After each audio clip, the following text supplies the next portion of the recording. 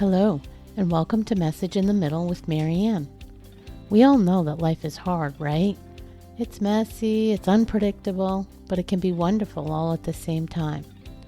My hope is that we can take a deep dive into self-development topics and explore life's lessons through book clubs, conversations, and interviews. And together, we can uncover the lessons that others have already learned to help us navigate this crazy, wonderful ride called life.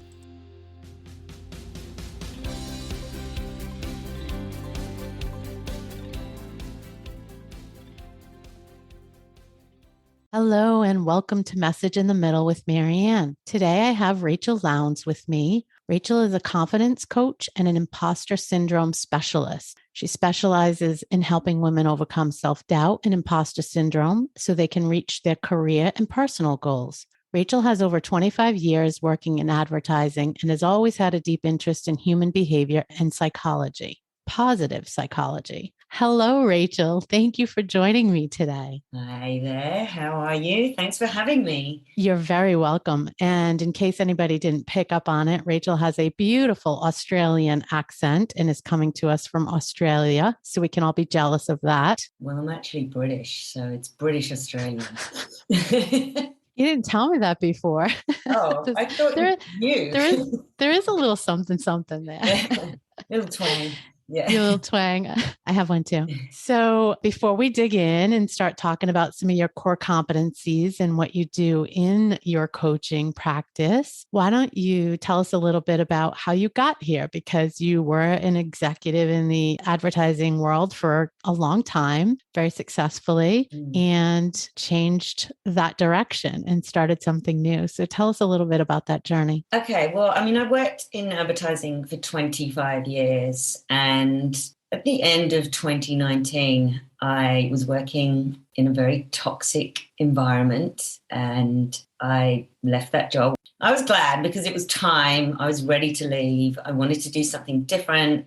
I'd been researching positive psychology and what could I do with the skills that I've developed throughout my advertising career. And so I landed on life coaching. And I started studying, for a Life Coaching Diploma around April 2020. And of course, then COVID hit, didn't it? So yes, it did. And I qualified, which was great, and opened a bit, started my business. And I think a lot of people might be like, oh, yeah, COVID business, blah, blah, blah, but risky and all the other things that come with it. But actually, it was probably, for me, I always looked at it as, this is the best time for me to do this because I don't know what I'm doing with opening a business. When you start out as a coach, it's quite hard. There's all this marketing. So you can be the best coach in the world, but if you don't know how to market yourself, then no one knows who you are. So I've had to go through the ups and downs of, marketing myself, learning about the business, actually working through a lot of my own fears, my own doubts, my own imposter syndrome, which led me to start researching and investigating that a lot further. And I stumbled across the author and speaker, Dr. Valerie Young, who has the Imposter Syndrome Institute. And I decided to train with her and become a specialist in imposter syndrome. And so that's where I'm at now.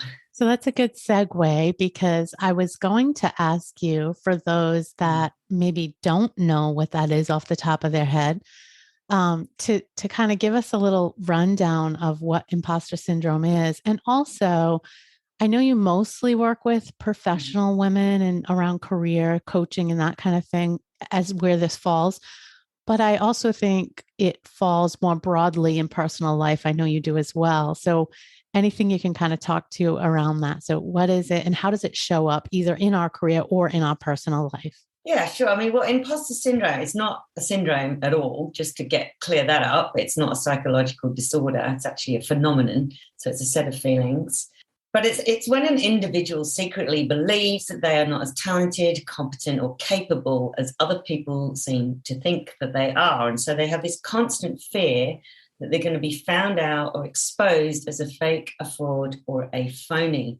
And these feelings exist despite sometimes overwhelming and compelling evidence of past success. So it's a very unique type of fear in that it blocks an individual from being able to connect or internalize with their success. And so there is a disconnect between who we are and what we've achieved versus how we see ourselves. So, how do you help people identify if that's what's affecting them in their life and then start trying to overcome that? What are some of the tips and tools you talk to your folks about? Well, the way that you would probably identify as having imposter syndrome is you may say to yourself, like, I'm not good enough to be here. I don't really know what I'm doing. I'm in over my head and I'm going to get found out. I think for me personally, the way it's manifested is that I've had some great opportunities to move into leadership roles, but I have not moved into them because I had this belief that I didn't have enough skills. I didn't know what I was doing. I wasn't capable of doing it. And that if I did try, someone would find me out and I would be exposed and I would get fired and I'd be embarrassed and I'd feel shame. And so that's kind of how it would manifest for a lot of people. There's multiple reasons why we feel imposter syndrome. You kind of touched on before, it isn't just a woman-only issue. It is not a woman-only issue. It is pervasive amongst everybody.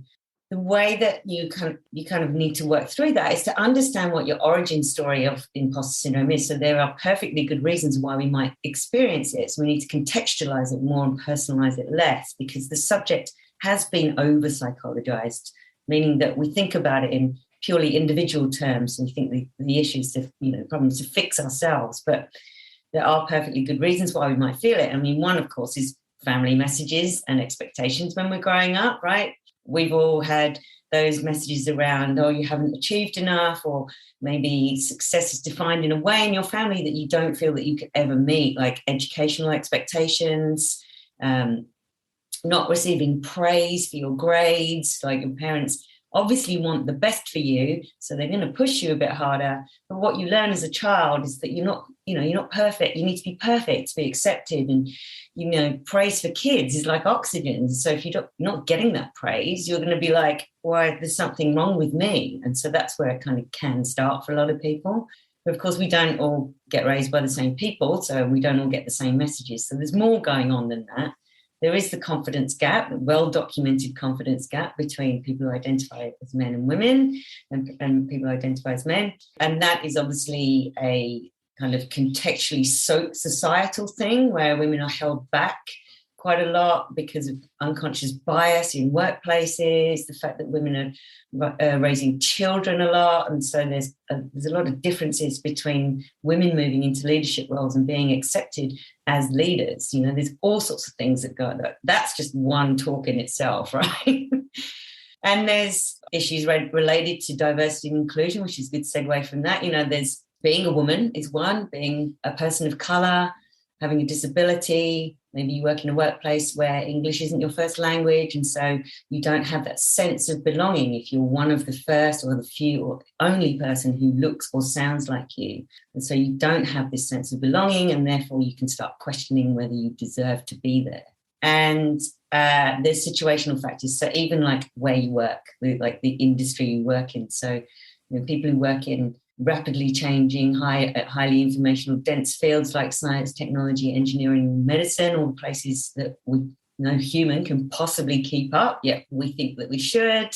People who work in creative fields, there's lots of accomplished actors and writers and musicians that have all talked about their fear of being found out. I mean, I posted something up today about J-Lo. She's recently spoken about it in February this year in Rolling Stone. Taylor Swift recently spoke about her feelings of imposter syndrome. Naomi Osaka, sports stars, Serena Williams. So no one's immune.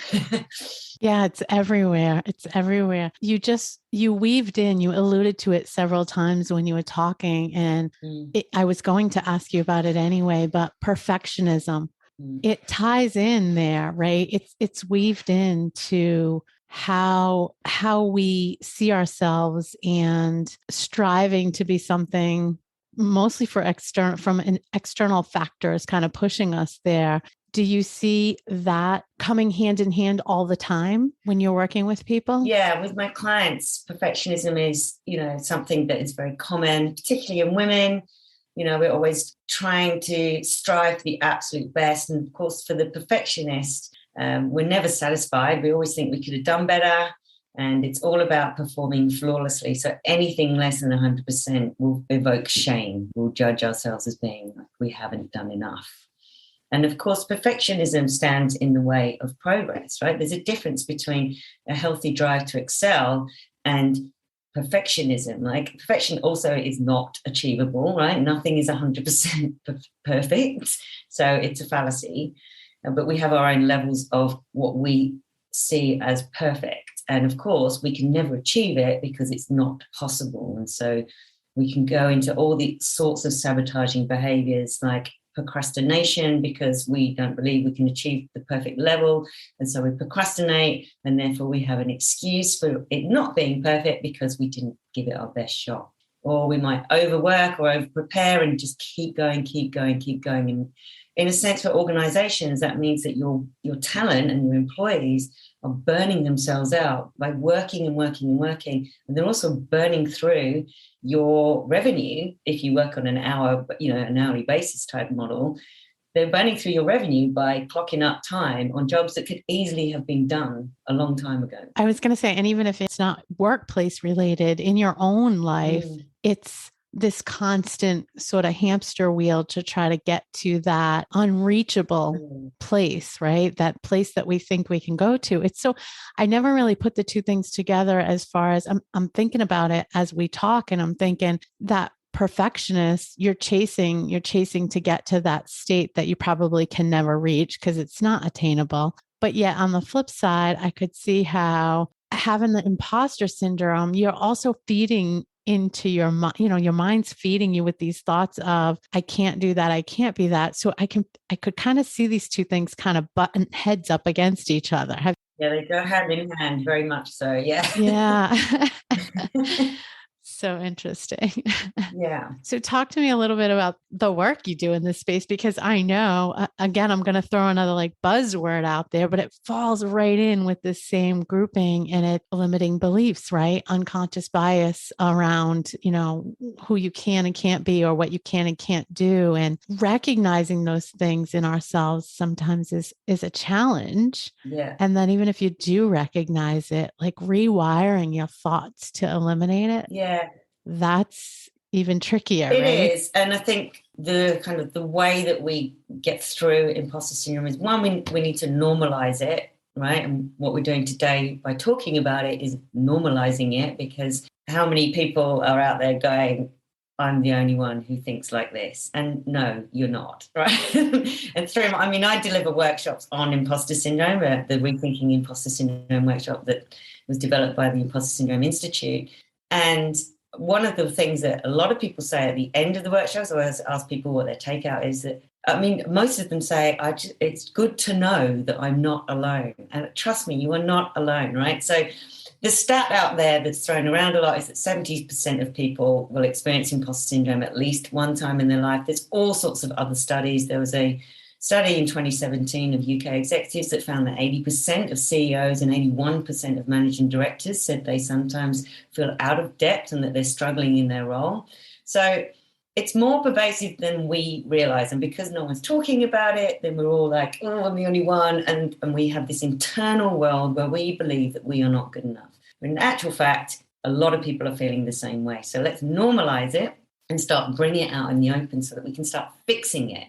The other way to fix it, we're normalizing it by talking about it now, also normalizing through the contextual things that we discussed before, understanding where it comes from and what actually impacted your life enough to make you feel like, my success is not enough right now. What is it that is impacting me in this moment? Now, it could be, I work in medicine, and so of course I feel like I don't ever know enough because there's always more to learn, right? Or I'm a student, and so of course I'm being tested day by day for my intellect and ability. So of course I'm going to feel like I'm not reaching the mark because I'm constantly trying to get more, So it's just things like that. So understanding that, or maybe you're the only woman at the boardroom table. And so you may feel like, oh my gosh, do I really deserve to be there? Yes, you absolutely deserve to be there. Okay, that's number one.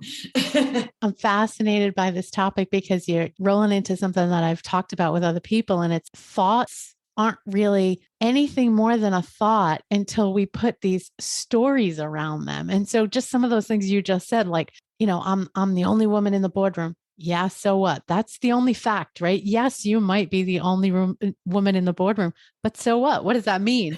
It means nothing until we put some crazy story around it, right? Or even the influences from our parents where like you said, they may say your grades aren't good enough, or you need to bring your grades up. Let's leave it at that. Okay, that's a very, very common message from parents. But they didn't say, your grades are so horrible, you're going to be a failure at life. I mean, not some maybe, but mostly Yeah. they didn't, most parents didn't say that. And it's the stories we put on them that then take us to that next place that is not good for us, Yeah. right? Yeah, we attach a meaning to it because that makes sense to us. And of course, our minds are designed to protect us from threat. And, of course, we don't have dinosaurs or saber-toothed tigers anymore that are going to threaten our lives. So what we do is we tend to see normal everyday events as possible threats. So our brains go into that fear-based response. And that's why you need to, one of the things you need to do is reframe your approach to fear and mistakes and competence as well. So in her work, Dr. Valerie Young talks about the 5 competence types, and she did a lot of research and discovered that people who have imposter feelings distort competence, and we have a distorted definition of competence, and we do it in one of 5 ways. So the 5 types are, we've already talked about, the perfectionist. So for the perfectionist, it's all about how things are done, and if you don't reach 100%, then it's just not good enough, and you're never going to feel like you've ever attained perfection. Then there's the expert, and so the expert is all about on the knowledge and information and you can never know enough, right? So you're always trying to get more information, read one more book, take one more certification, do one more experiment, because you don't ever know enough to feel like you are competent enough. Then we've got the natural genius. This one is the one that I identify with the most. So for the natural genius, it's all about on the ease and speed at which you can master something. And if you can't master it quickly, then you judge yourself as lacking and not capable, right? And I'm very much in this camp. It's something I've really had to work on overcoming. So if I can't do something, I'm like, well, I can't do it. Therefore, I'm not capable. Therefore, I'm not good enough, right? And so it's that immediate decision to quit because it's too hard, right? But when we learn something new, we have to go through a cycle of learning, right? That is a natural way to learn a skill. But for the natural genius, no such thing. I expect to be able to master it quickly, walk into a job and be able to pick everything up and know it all. Super realistic. So unrealistic. I'm laughing at you, but I'm the perfectionist, so I get it.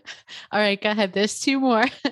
The 4th threat, the soloist. So for the soloist, it's all about your competence rests on being able to go it alone. So you shouldn't need help. If you were capable and competent, you wouldn't need any help. And so they will rarely ask for help. Now, that's different from the perfectionist who likes to do things alone for quality control reasons. The soloist likes to do it because they believe that they shouldn't need any help in order to be able to complete things and tasks. And then we've got the superhuman. So it's like the superhuman is like the perfectionist on steroids, right? So they expect to excel at every single role that they play in their lives, from not just in work, but also like maybe as a partner or a parent, as a friend, as a woman, as a homemaker, for men, it might be like the fittest guy at the gym, you know what I mean? Like all of the roles that you're playing. And if you can't excel at all these roles, you judge yourself as lacking. And so, it's about reframing that competence and looking at different ways of being and, that story. So that's our solution. Get your competence type.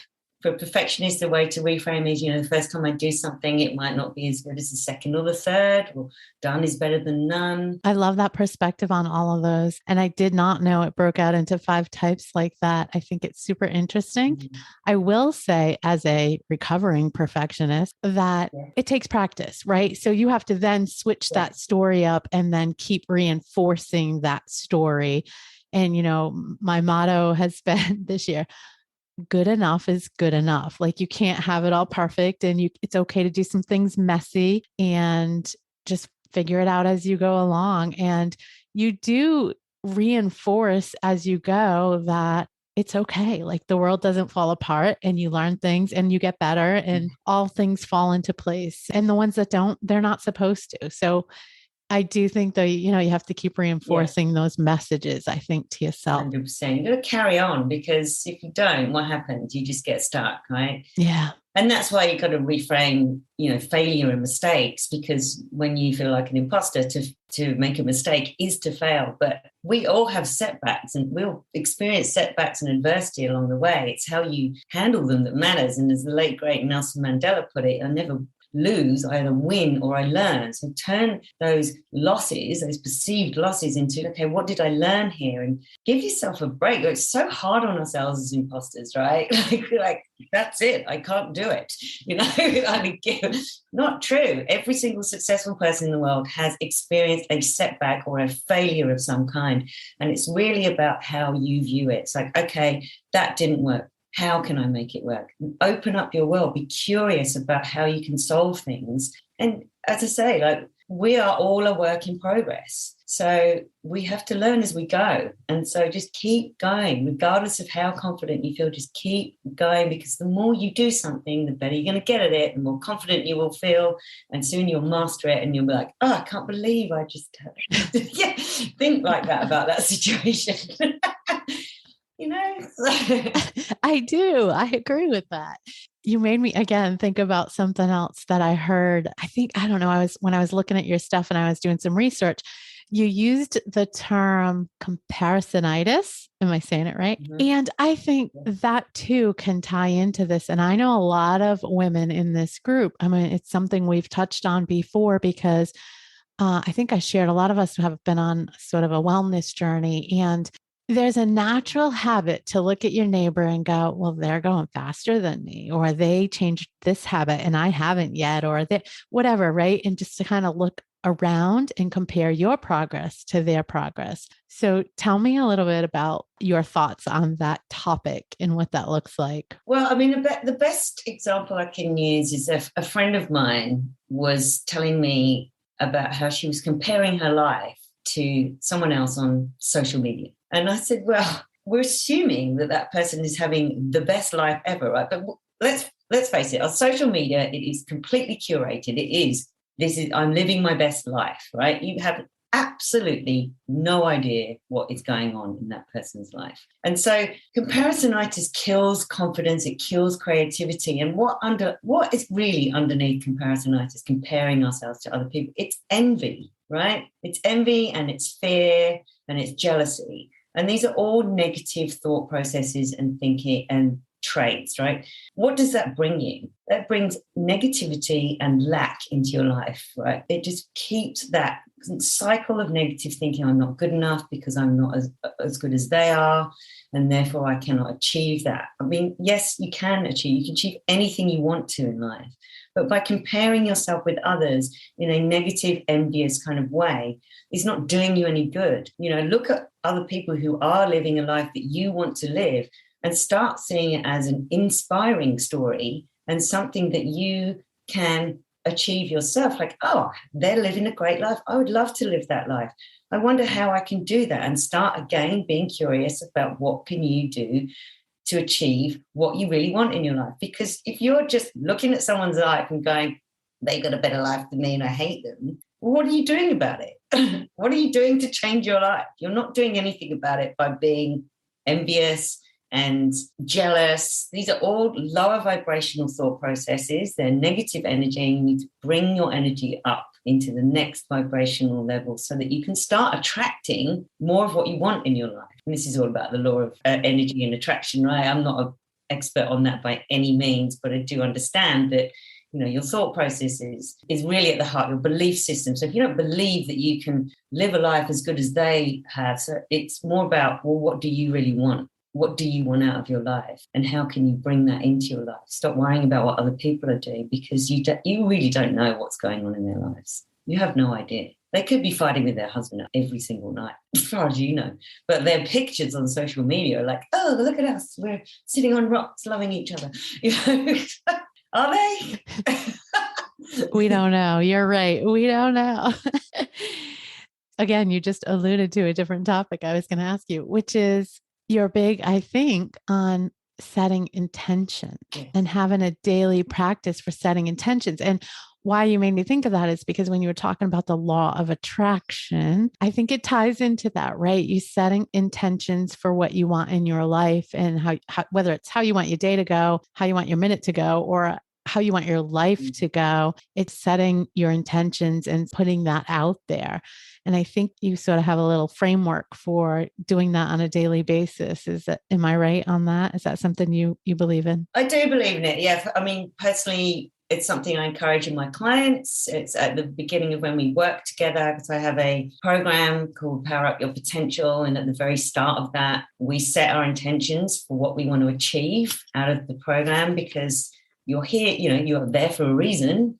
You want something to change in your life. And so if we don't set the intention about what that is, we don't really know what we're going for. We don't know what we're hitting or trying to achieve in that 6 to 8 week period. And so set your intention, know what you want, understand your why. And you can set your intent if you don't feel like right now, and I do hear this a lot, which is very interesting. Like, if I say to someone, what are some of your goals? Like, I don't have any goals. Everyone has goals. I think we have this perception that goals have to be a big, lofty, huge thing that we have to set and we must achieve, right? We all have goals in our life, but we might not want to really admit them to people because they're like, oh, they sound ridiculous. How am I going to get there?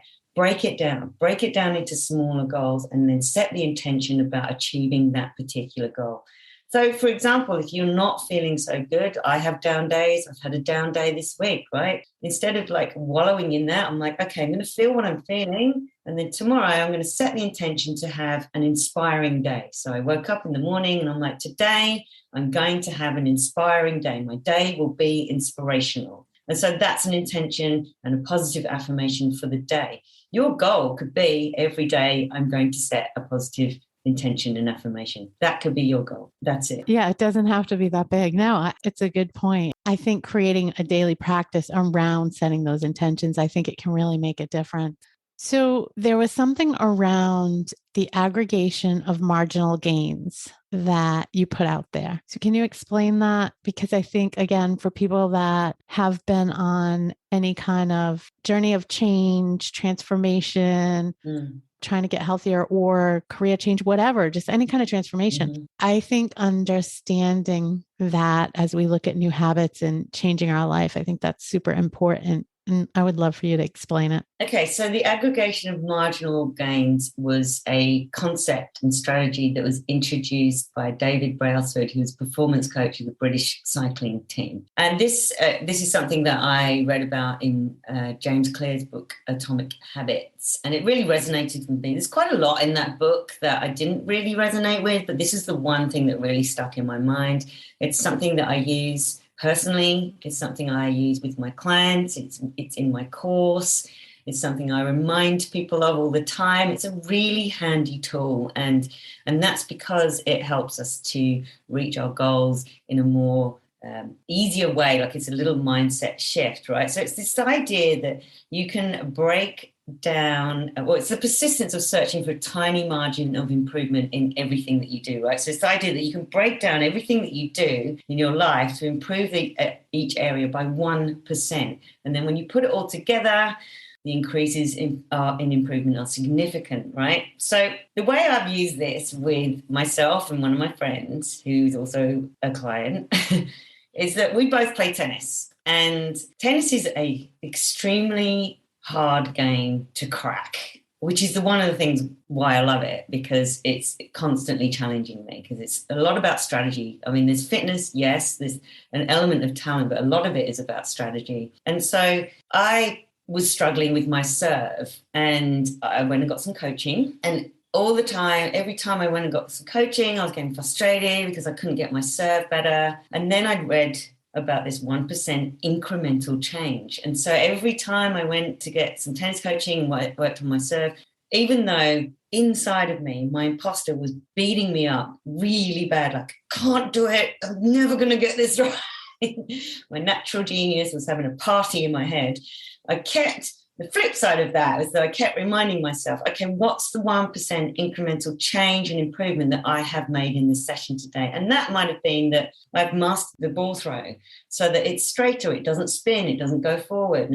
Or I might have mastered the fact that I actually did get in, 2 or 3 really good serves. And so that's better than last time where I got none. So that's the 1% incremental change. So focusing on that 1% incremental change that you can make each time you try something or do something that gets you towards your bigger goal, because you stack up the wins then, and every time you stack up a win, it is a vote for your confidence, which then is another vote for the person that you want to become, which is the person, in this case, the person who is better at serving. Yeah, we read Atomic Habits, and I actually did resonate with a lot of what was in the book, but I think that's an area, that topic that we just talked about, that is hard for a lot of people to latch on to, because I think we all want to see this big bang, this big change, or this, big transformation. And the truth is, which is, what you just talked about, what's in the book, what we see really play out in life all the time is it's the little things. It's the little tiny things that over and over with consistency, they make the change. And suddenly, a year later, you're somebody else, or a year later, you have 10 new skills, or you're a master at tennis, or whatever it is. But it takes that time and those little tiny incremental changes. And I just think that we're all prone to be looking for something faster and bigger. And it's just not that easy. It doesn't come that easy, I don't think. No, it takes practice. I also go to Toastmasters to help me with my public speaking skills. Every time I go to Toastmasters, I learn something new. I get slightly better at something. I have a habit of wringing my hands when I'm talking. So one of the things I'm learning is to not do that, and every time I do a speech and I don't do that, that's a 1% incremental change that I've improved on. And I walk away going, what did I learn today? I learned that I'm not using my hands as much as I was before. And that's helping me to become a better speaker. So it's focusing on those small wins, because the small wins do stack up. And I think we can get very lost in our goals, as you just mentioned, where we're trying to achieve something big really quickly. And of course, as the natural genius for me, that means it must be immediate. Right? So the voice in my head is always using this 1% incremental change. It really helps me.